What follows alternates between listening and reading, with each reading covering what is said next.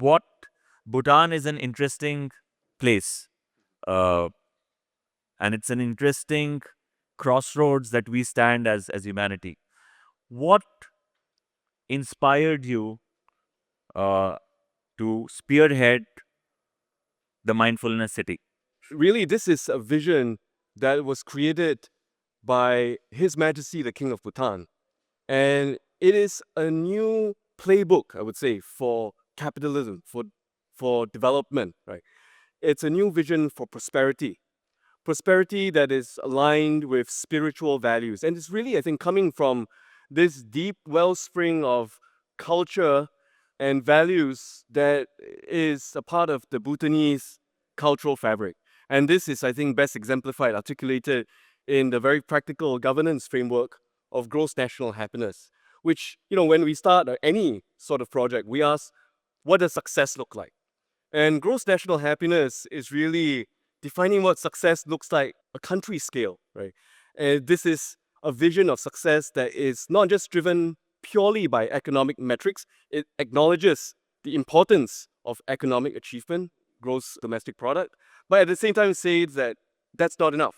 A lot of other measures of success, we need to talk about how well nature is conserved, how well culture is preserved and really celebrated, how well people are using their time, and how well community is strengthened as a result of all the development and growth that's going on. And so the Gelefu Mindfulness City is almost like gross national happiness, I would say 2.0. Right? It's asking, what could Bhutan do that is at the same time respecting this heritage of gross national happiness, of holistic success, but bringing it to the future, where we can have advanced industries housed in iconic architecture that at the same time is harmonious with nature and culture as well. So that is really the noble vision of His Majesty the King. And frankly, I'm just privileged to be trying to help to realize and translate that vision into reality. So, Jeff, Dr. Lim said that they are trying to build an alternate paradigm to capitalism, or at least change its consciousness. As someone who has been part of the system and has been very successful in the system, what are your thoughts on what would it take to change the consciousness of the way current capitalism works? Okay, well, here's the good news. One of the things it takes is the whole next generation. So we spend a lot of time, and I work with young people in your country, as you know, in Bhutan. Our nonprofit, Global Entrepreneurship Network, we're on the ground in 200 countries now. And a big part of the focus is to prepare the next generation to lead in a way that my generation did not, right? So they're so focused, they weren't raised the way I was raised. And not that they don't want to make money, but they care about something bigger than capitalism. They care about what the money goes to. In addition to that one, we have created another, I'm the founding board member and a partner of something we created called the Unreasonable Group that I just want to mention. It's based on George Bernard Shaw's quote about the fact that all progress is dependent upon unreasonable people. What it really means is the people crazy enough to think they can change the world actually are the ones that change the world. So we formed this group under this fundamental belief that entrepreneurs and the next generation of entrepreneurs, right? That's why I was so excited to talk to all those youth today, are the ones that are going to solve the world's biggest problem. They're going to solve it through entrepreneurship combined with technology. So just to give you an idea, especially after the talks that we just saw, we go all around the world. We pick problems aligned with the United Nations SDGs. This is not a typical accelerator. And we go find for each problem the 20 to 25 startups in the world that are most likely to solve this problem, right? So you were talking about planting trees. You said 7 to 10 years to plant 200, 300,000 trees. One of the startups that we discovered has a drone army that can plant 100,000 trees a day with no humans. That's a pretty good way to let the next generation fix the world's problems. So we have gone out and said, let's teach people how to do these things themselves, not wait on governments, not wait on corporates, give them the skills of entrepreneurship. We also, just to give you an idea, we not only mentor these startups around the world, but we have collectively raised over $11 billion in funding now to fund the entrepreneurs using new solutions, this whole next generation that say, we're going to make the world a better place. So that's our piece of the puzzle in doing that. Sure. So one of the things, and I would love to know your thoughts about one of the self-fulfilling prophecies of traditional capitalists is that, oh, it does not, uh, the market economics make it very difficult for the good choices to prevail because they are just very expensive. So case in point, if you used more sustainable materials, they are more expensive to build. If you use systems, organic food, it's just more expensive. So I'm just curious to learn of how you are trying to think about it and how do you propose a solution to make sure that the good choices are in fact the ones that are co-opted.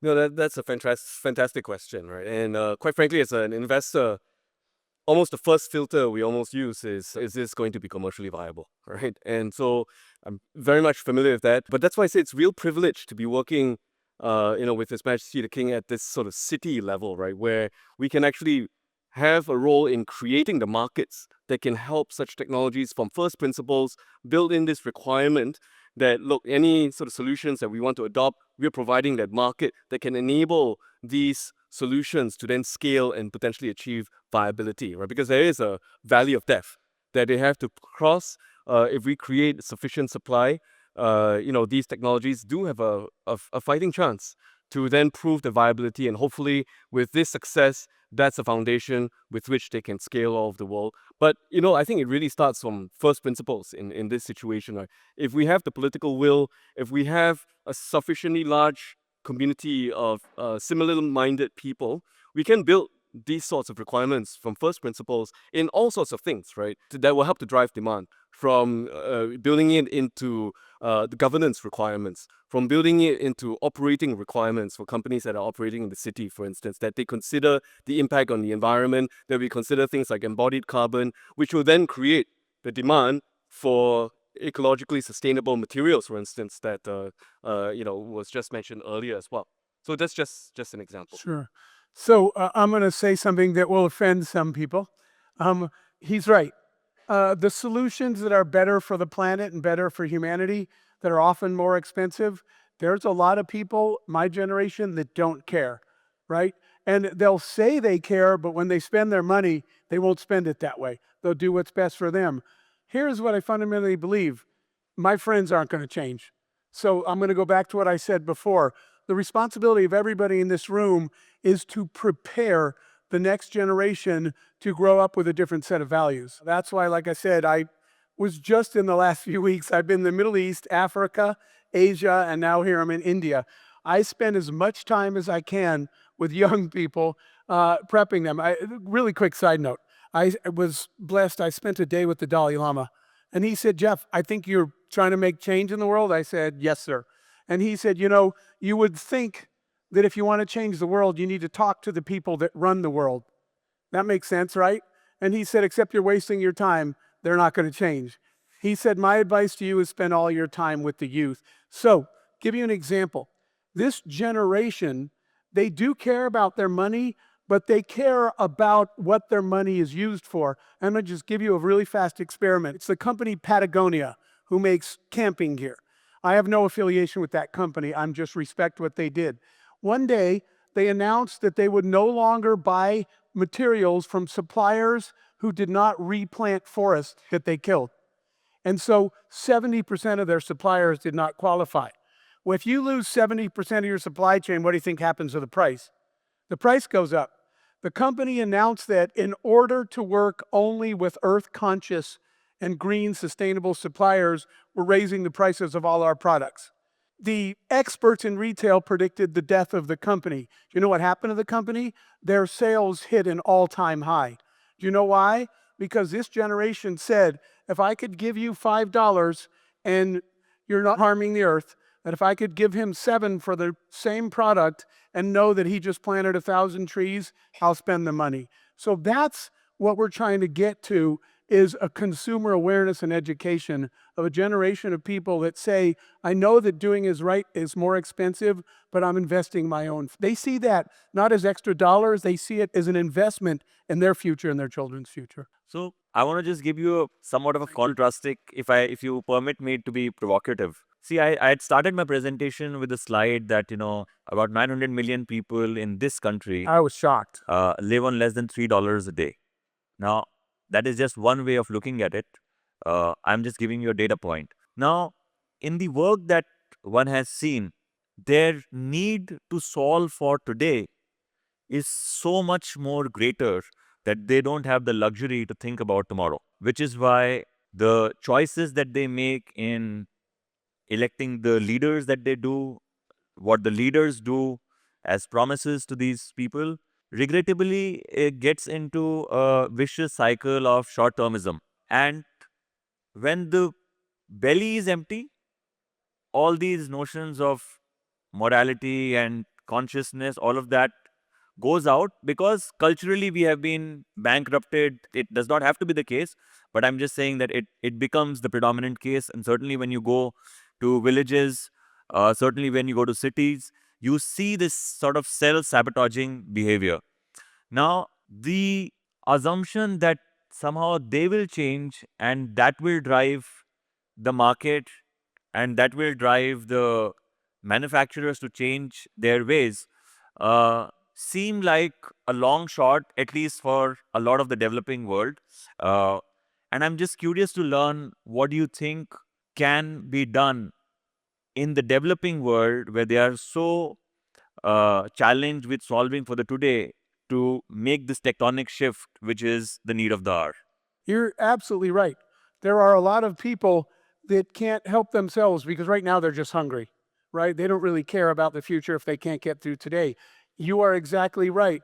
But I'll tell you what, that's actually why I'm here. Why am I here in India? Because it is our responsibility. And by our, what I'm saying is we are all one big human family, right?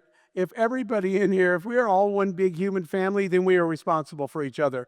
So my answer to you is the people that can should. And that's the difference. Not everybody can help themselves, but there are a lot of people out there that can help. And our job is to inspire and push, honestly, the people that can help to go make a difference. I understand that those people can't do it.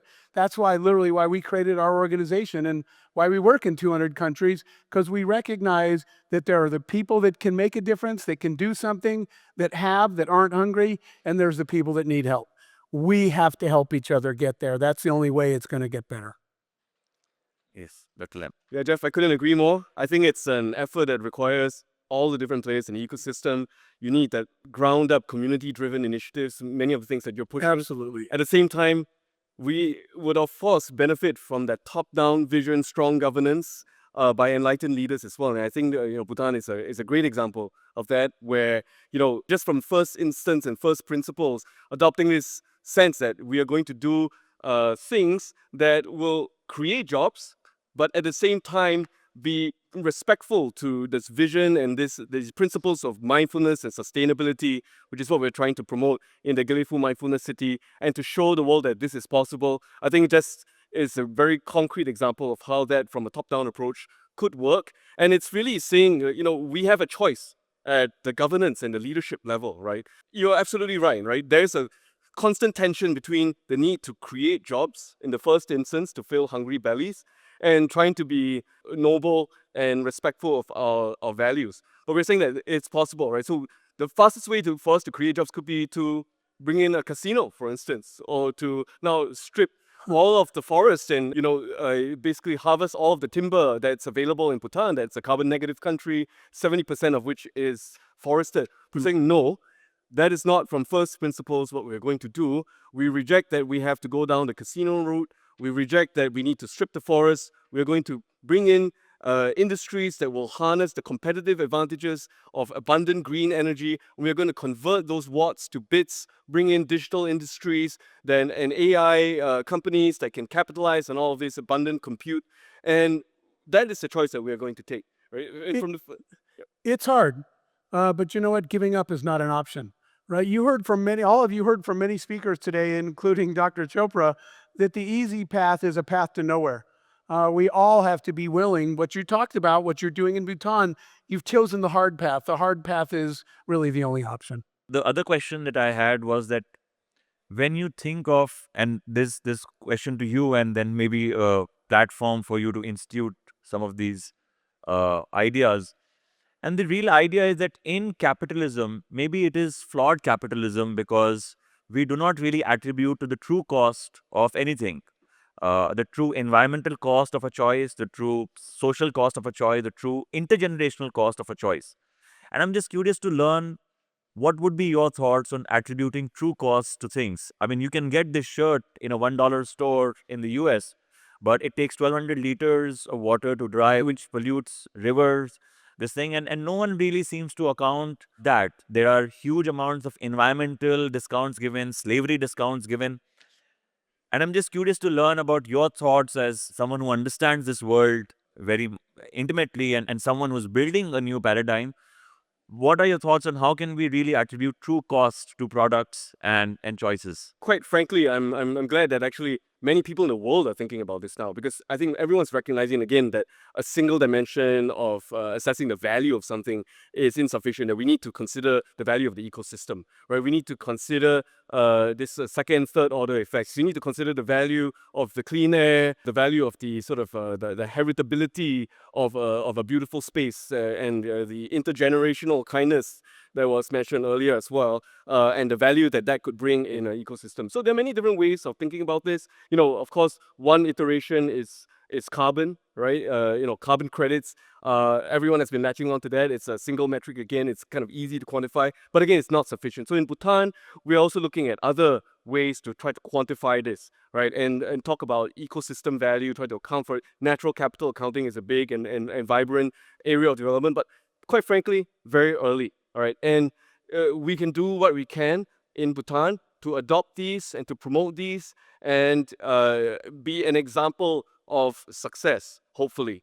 But in order for this to be to be adopted globally, to make the real impact it should have, this is a movement, right? This is something that needs to involve everyone. And so I think Bhutan can take a leadership role in trying to help to define some of these standards, in recognizing the importance of this, and showcase this in at a city scale, at a country scale. But this is really, we're just, a small country in a very large world. We can start somewhere, but we need to bring like-minded individuals and friends along with us in the journey so that this can really make the impact that it needs to have. And you said the right thing, which is showcasing. We have to share best practices.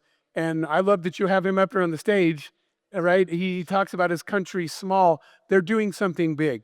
So when people set a good example in the world, no matter where it is, we need to highlight that so people see what's possible. And then there's other tools, just to finish up. For example, the problem you solved, blockchain. Some of the originators of blockchain, their goal was to actually be able to track the true cost, right? The entire end-to-end life cycle of a product, so we can see that. So I'm saying there's hope on the horizon, right? That's one of blockchain's jobs. It will help us be able to track that true cost. And I'm time's up, but I am still itching to ask this one last question, which is that I come from a place called Jaisalmer, and I'll just give a small story so that I'm able to establish context.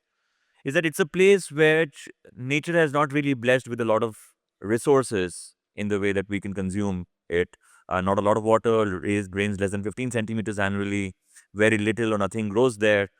Uh, and yet the people have built really frugal systems, empathetic systems of living, and have coded that in culture.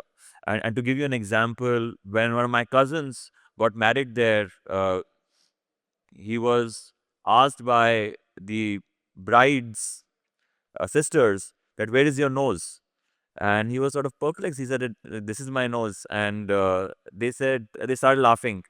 And we realized later on that when someone asks you in that region, which is where is your nose, you need to tell you that is equivalent of the respect that your family commands, and you need to point out the well that your ancestors helped dig. So the deeper the well that you dig ensures greater sustenance in droughts, and there's the greater risk of digging that well, and therefore you are bestowed social pedigree for generations.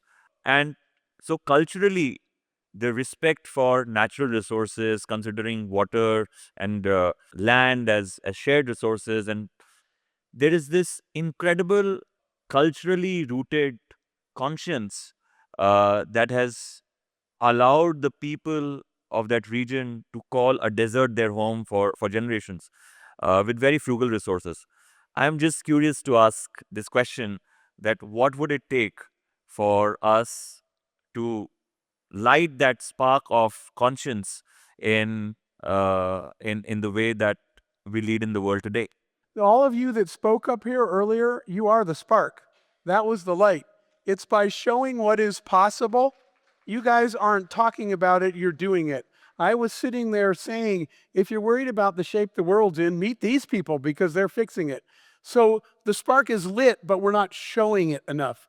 The more chances you guys get to show the way the world could be and to explain that you're already doing it and you know how to get it done, the more people that will climb on that train when they see what's possible. Yeah, I couldn't agree more. Let me give you a little anecdote about about His Majesty the King of Bhutan. If, I don't think any of you have seen His Majesty maybe speak in a public forum. He doesn't speak in a public forum, and we ask him why. Why do you do that? And he actually quoted Lee Kuan Yew, so one of the founding fathers of Singapore. He said, like, in general, I don't like to speak about plans. I rather speak about results. Oh, that's pretty good. And I think that's just to add on what you said, what we're trying to do at Bhutan, really at a city scale, at a country level, is in our small way, it's a small country, but we want to have an outsized influence. We want to show what's possible, right? This is a vision of mindful prosperity, a city where we can have vibrant development, but where development is carried out mindfully and sustainably. And we want to show the world that you can have that and still be economically viable. Great. Thank you. Thank you.